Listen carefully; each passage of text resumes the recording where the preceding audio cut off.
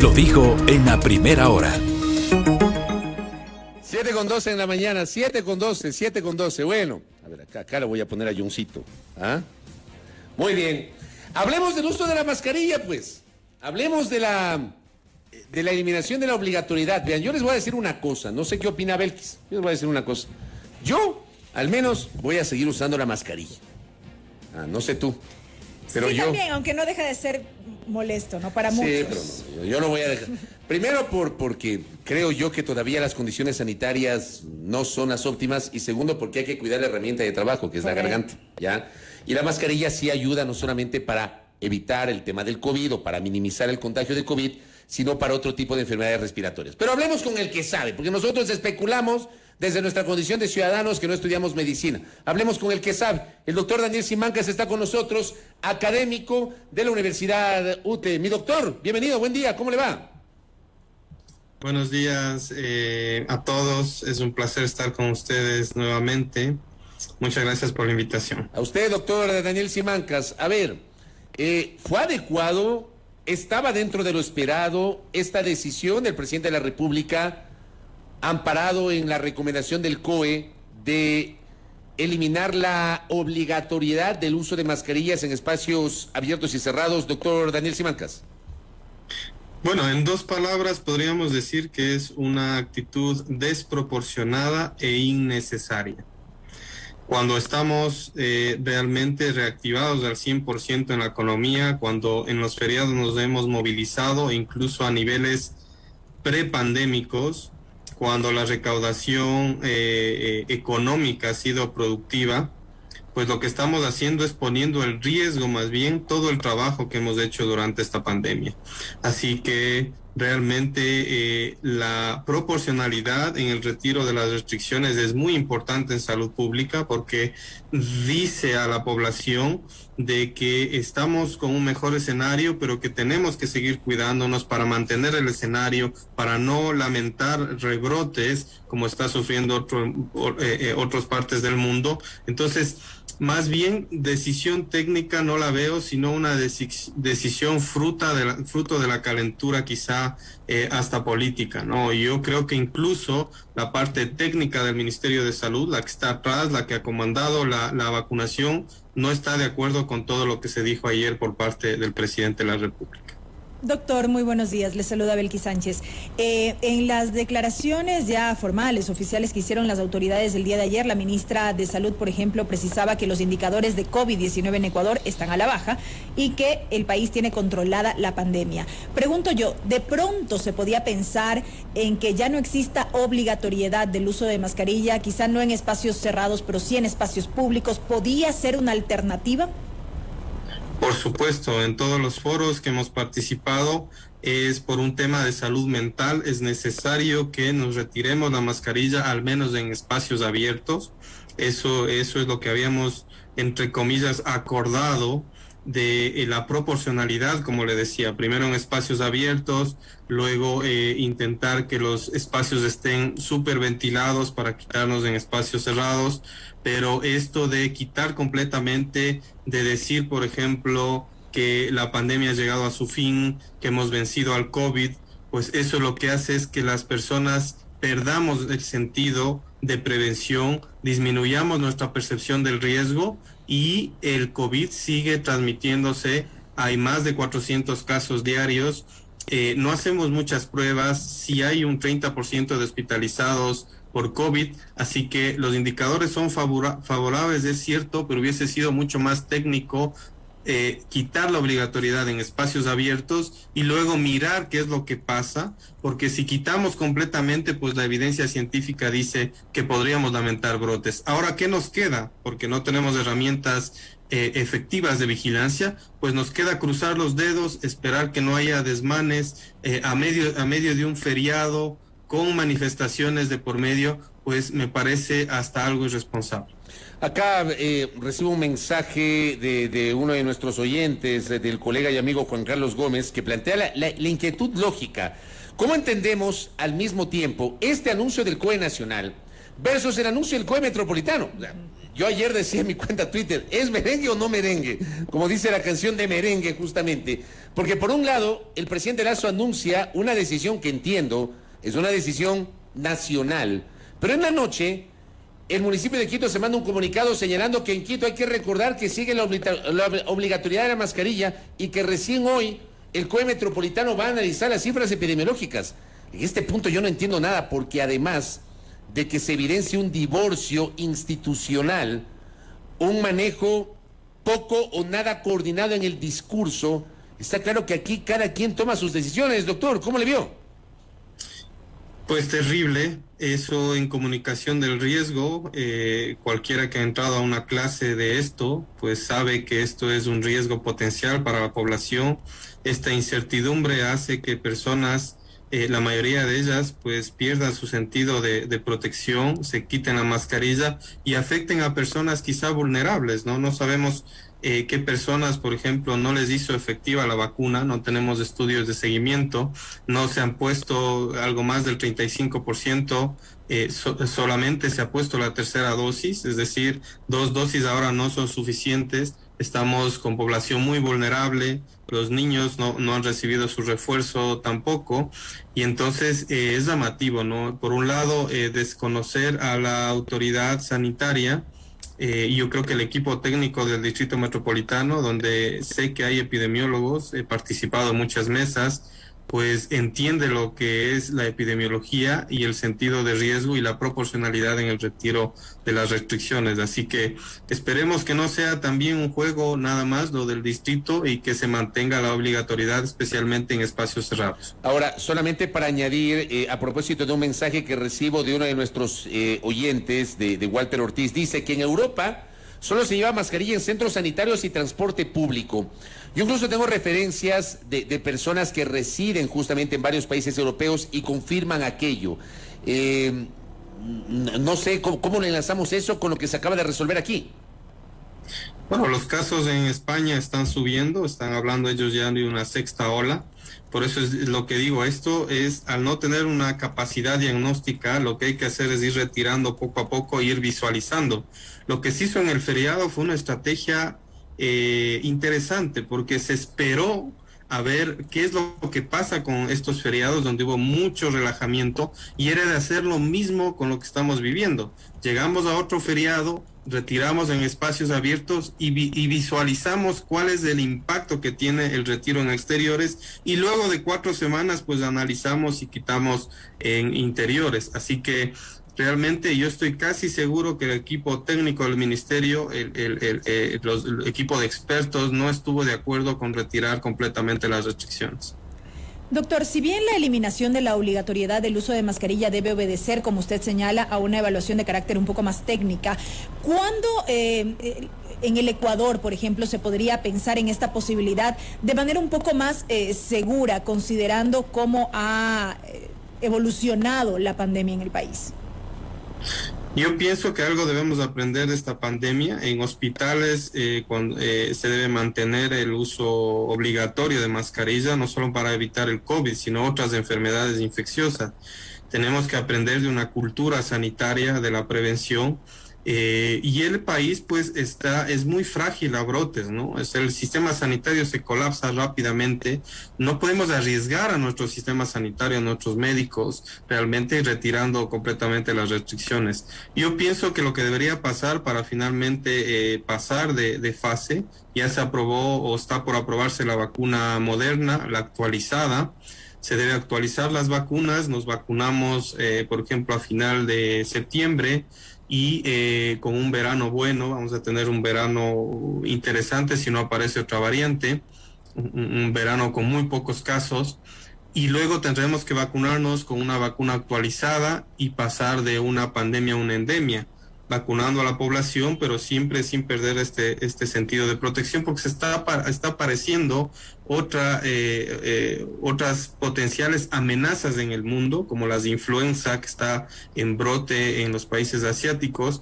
Así que tenemos que estar muy cautelosos, pero no es necesario cantar victoria en la parte epidemiológica, sino mantener el sentido de prevención y reactivarnos. Nadie ha dicho que no se reactiven, nadie ha dicho que en el parque no se retiren las mascarillas, que cuando hay un partido de fútbol al aire libre, en eventos, pues en parques, pues nadie ha dicho que no se retire la mascarilla, pero en un espacio cerrado, con un doble discurso, pues realmente es muy peligroso lo que está pasando. ¿Cuán cerca o lejos estamos de pasar a una endemia en el país, doctor? Y yo le quería preguntar, perdón, Belkis, Correcto. porque claro, para los que no sabemos, ¿Cuál es la diferencia entre endemia y pandemia? Ajá. Creo que sería interesante conocerlo, doctor. Bueno, la pandemia es un comportamiento global de casos explosivos. Eso ya no lo estamos teniendo, especialmente en la parte de América Latina. La diferencia principal es en el control, ¿no? Ya no es un control estricto, una vigilancia activa, sino es una vigilancia centinela, una vigilancia a través de vacunación, a través de pruebas esporádicas, de control de brotes.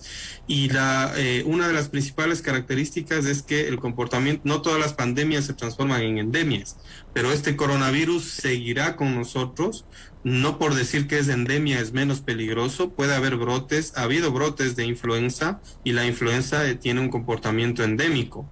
Estacional es otro de los términos que debíamos entender, es decir, que se dirige hacia el invierno el coronavirus, que el comportamiento no fue así durante los 2 años. Todos los 2 años tuvimos brotes de COVID, ese es un comportamiento pandémico, pero el que se dirija a un comportamiento endémico y estacional quiere decir que tendremos en invierno estos brotes de COVID, y si logramos vacunar a la población y logramos mantener este sentido de protección, incluso quizá con una estrategia a costo efectiva como es la mascarilla, en los inviernos dejar al verano para liberarnos de estas restricciones, pero en el invierno ponernos mucho más conscientes para no afectar nuestro sistema sanitario. Eso es lo que sería el control con un comportamiento endémico, ¿no? Es decir, endémico no es menos peligroso, pero sí es una situación más controlable. Ahora bien, hay quienes a partir de la llegada de la variante Omicron, que claro, tenía una velocidad de transmisión muchísimo más grande, pero un nivel de letalidad muchísimo menor que la variante Delta o que la variante original del COVID, ya se hablaba de que el COVID podría convertirse en una gripe, una gripe, y que tendremos que aprender a convivir con ese tipo de gripe. ¿Qué tan exacto es o exacta es esa visión, doctor Simancas? Bueno, el comportamiento será como de una gripe, será una de las gripes más que nos podamos contagiar cada año, es decir, cada año tendremos casos de COVID, por lo cual el mensaje de COVID-0 o COVID o fin de la pandemia, fin del COVID-19 no es acertado. Este virus llegó para quedarse.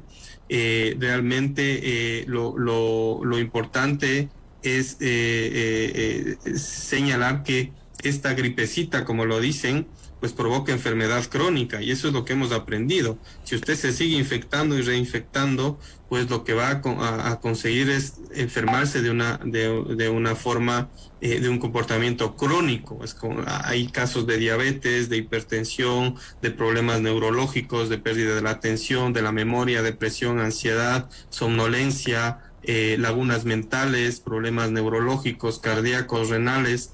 Es decir, hay cerca de 100 síntomas que persisten en el COVID en el 80% de las personas contagiadas. Entonces hay que ver dentro de la familia, pues, al que le ha dado COVID, qué síntomas han persistido. Entonces no es buen negocio dejarse contagiar de esta gripecita, hay que cuidarnos, así como de otras enfermedades respiratorias. Pero este COVID nos ha sorprendido, es el caballo de Troya para adquirir una enfermedad crónica que ni siquiera la pensábamos antes. Doctor, me parece oportuno recalcar en estas recomendaciones a la ciudadanía a propósito del anuncio ya oficial el día de ayer por parte del gobierno nacional.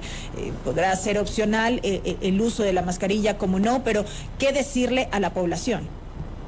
Bueno, a la población, cosas claras, ¿no? Hay que vacunarse con la tercera dosis, por favor.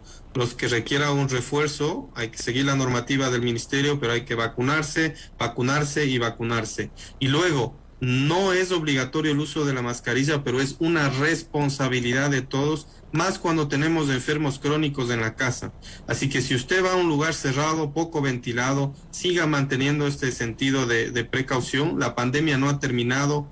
por favor sigamos protegiéndonos, pero ya como un autocuidado, como un empoderamiento de la salud, que es lo que se requiere en estos momentos, para no lamentar luego casos y problemas a nivel familiar de contagios, ¿no? Varios de nuestros oyentes e internautas plantean inquietudes similares en el sentido de que aquí en el Ecuador se resuelve este tema de la opción o voluntariedad en el uso de las mascarillas. Insisto, habemos quienes vamos a seguir usando mascarilla, yo voy a seguir usando mascarilla, yo lo dije ayer, lo ratifico hoy, voy a seguir usando no solamente por el tema del COVID, sino porque la mascarilla sí ayuda para evitar otro tipo de afecciones de carácter respiratorio.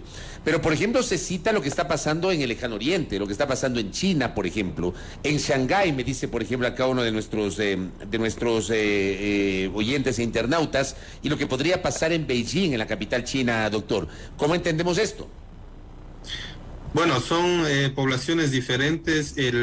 Ha sido un éxito de los países asiáticos del control de la pandemia, con todas las medidas de restricción, de confinamiento, pero este virus ha cambiado tanto que se hace muy contagioso, se transmite por el aire, casi que las medidas de contención no son suficientes, pero lo que pasó ahí en el Medio Oriente es que tuvieron muy poca gente contagiada. Si uno hace un análisis de cuánta población está contagiada, por ejemplo, en la Universidad UTE declaran los estudiantes y profesores que en un 94% ya se contagiaron al menos una vez. Imagínese, Fabricio, estamos con una inmunidad híbrida. Nos dejamos que la población se contagie y más de 85,000 muertos en el país. Eso no tienen los países asiáticos, no gozan de esta inmunidad natural que tiene sus consecuencias, pero también sus beneficios. Nosotros gozamos de más del 80% de vacunados, con más del, diría yo, del 80% de infectados al menos una vez, y hay más del 20 o 30% de contagiados por 2 veces. Así que estamos gozando de una inmunidad híbrida que nos está permitiendo reactivar la economía. No podemos confiarnos de esto, y por eso es la discusión de este tema de las mascarillas. Pero son situaciones diferentes. Ellos están viendo el embiste de esta BA2, de esta variante muy agresiva, muy contagiosa, y la solución que ellos tienen, yo veía los datos, en una semana reportaban 8 fallecidos, pero para ellos 8 fallecidos es una locura en cuanto al control epidemiológico, pero para nosotros 8 fallecidos lo teníamos diariamente. Así que son concepciones diferentes, manejos diferentes de la pandemia. No creo que estemos en la misma situación de los países asiáticos, eso hay que decirlo frontalmente, pero tampoco estamos libres todavía de este COVID. Doctor, nos llegan otras inquietudes también. Nos dicen, pregúntenle al doctor, hay muchos casos de niños con enfermedades respiratorias, tos, moquera, fiebre, etcétera. ¿Tiene que ver con variantes de COVID? ¿Nos consultan? Por supuesto, hay un problema en las pruebas diagnósticas también. No hay que confiarnos, hay que mantener el aislamiento en los niños. Estamos todavía en una transmisión del coronavirus. No se han reportado variantes de influenza, por ejemplo. Puede haber niños que tengan más de una infección respiratoria, rinovirus, virus de la influenza, coronavirus. Así que estamos viendo también que hay muchos niños contagiados, muchos maestros contagiados, y el sentido de prevención debe mantenerse. Es decir, imagínese teniendo abiertas completamente las escuelas, con el aforo al 100%, pues retirar una de las medidas de protección sin posibilidad de hacer testeos masivos, aleatorios, para saber la situación, para lograr controlar un brote, pues hay mucho riesgo. Por eso es que decía que lo que nos queda es cruzar los dedos y apelar a la sensibilidad de las autoridades educativas, sanitarias, privadas, para que mantengan el uso de la mascarilla en espacios cerrados. Yo debo decirle algo, doctor Simancas. A mí sí me sorprendió el anuncio de ayer. Primero porque supuestamente esta decisión se iba a tomar el 3 de mayo. O sea, el martes de la próxima semana la adelantaron. Hay una discusión ahí política sobre este anuncio. Eso evidentemente se presta para el análisis y la especulación. Pero digo, me sorprendió porque además, ayer justo, anteayer, en la noche, en su edición digital del miércoles 27 de abril, Diario El Universo, a las 19:12, genera la siguiente publicación. La aplicación del primer refuerzo contra el COVID-19 se estanca en Ecuador mientras la preocupación por un posible rebrote aumenta. Y cita a la ministra de Salud, Jimena Garzón, que alertó que puede haber un rebrote en mayo o junio si la vacunación no avanza. Esta se contrajo en las últimas 5 semanas. A mí me llamó la atención, doctor, porque sí me pareció una contradicción entre esta declaración de la ministra de Salud, que generó la víspera de la decisión adoptada ayer por el presidente de la República. ¿Cómo se entiende eso, doctor Simancas? Sí, es lamentable. Hay una cierta comunicación con los equipos del Ministerio de Salud, los equipos técnicos, y ellos pues lo que iban a hacer, tengo entendido, es retirar en espacios abiertos y luego de al menos unas 3 o 4 semanas del feriado. Y me parece que a última hora fue el anuncio desde la máxima autoridad sobre este cambio en las directrices que las escuchamos ayer. O sea, no solamente los sorprendidos fuimos nosotros, sino imagino que también a la interna del Ministerio de Salud Pública. Y una última cosa, doctor, que me escribe el colega Winnie Flores desde el Carchi. Me dice, ¿cuál es el tipo de cepa que aparece en China y por qué aparece, doctor? Ellos están sufriendo el embiste de la Omicron BA.2. Hay unas 3 subvariantes de justamente sublinaje se llama de esta variante BA.2, que es la que provocó las olas. Ellos están llegando más tarde a la ola que nosotros vivimos al inicio de año, y esa es la que está causando mayor estrago. Hay 2 brotes de H3N5 que son de influenza. Esa es influenza aviar, y hay un muerto por esta influenza, pero esta no tiene el comportamiento pandémico, así es que esperamos que se quede controlada. Hay casos en Perú también de esta nueva influenza, así que hay que estar atentos, como les decía, con una vigilancia activa y para que no nos tome, como siempre, desprevenidos, poco preparados, como ha sido la costumbre en las anteriores pandemias, ¿no? Y las epidemias también. ¿Se puede, como dice una internauta, incentivar la vacunación relajando medidas? Esto pregunta Silvia Morales de acá. ¿Qué pasa posterior a esto? Centros de vacunación vacíos. O sea, podría haber aquí una falsa sensación de normalidad e incluso de relajamiento y no tendríamos personas en los vacunatorios, doctor. Por supuesto, se está afectando el tema de la vacunación porque al declarar el fin del COVID, como ha dicho la máxima autoridad, pues cualquiera pensaría que con 2 dosis son suficientes, cuando la evidencia científica dice que 2 dosis le dejan muy desprotegido al ciudadano. A pesar de haberse infectado, hay que vacunarse la 3ª dosis sin tener todavía esperanza siquiera de una vacuna actualizada para estas nuevas variantes, pues nos deja en una incertidumbre total. Es un riesgo innecesario que estamos corriendo cuando ya íbamos bien, cuando habíamos controlado ya la pandemia prácticamente. Es totalmente innecesario y parecería que obedece más bien a un clima político que a una estrategia técnica y epidemiológica. Correcto, doctor Simancas, gracias por sus aportes. Era importante esa entrevista justamente para analizar desde su conocimiento y experiencia la decisión del gobierno ecuatoriano de eliminar la obligatoriedad del uso de la mascarilla en espacios abiertos y cerrados. Gracias, doctor Simancas. Muchas gracias, sigamos protegiéndonos, empoderémonos de la salud. Yo creo que es importante que ahora hagamos conciencia a nivel familiar, que todavía no ha terminado esto y que independientemente de lo que digan, pues más importante es nuestro cuidado y evitar infecciones. Muchas gracias, Fabricio, y a todos. Muy amable al director de investigación de la Universidad UTE, Daniel Simancas, conversando con nosotros aquí en A Primera Hora. Como digo, yo seguiré así, vea. Así. Así. Y yo no me voy a sacar la mascarilla. Así. Y es más, en la calle ando con doble mascarilla, vea. Así ando yo. Así en la calle. Hay que cuidarse. De todas maneras, ya es decisión de cada persona. Ojalá hayamos aprendido. Que recibí acá un mensaje, por ejemplo, de una persona que decía que ayer en un supermercado, mucha gente sin mascarilla, había gente con gripe. O sea, si está con gripe, quédese en la casa. No salga. Si está con gripe, quédese en la casa. Y si va a salir, use doble mascarilla, por favor. Protejámonos y cuidemos a nuestro entorno. Primera Plana. Todas las noticias, todas las voces.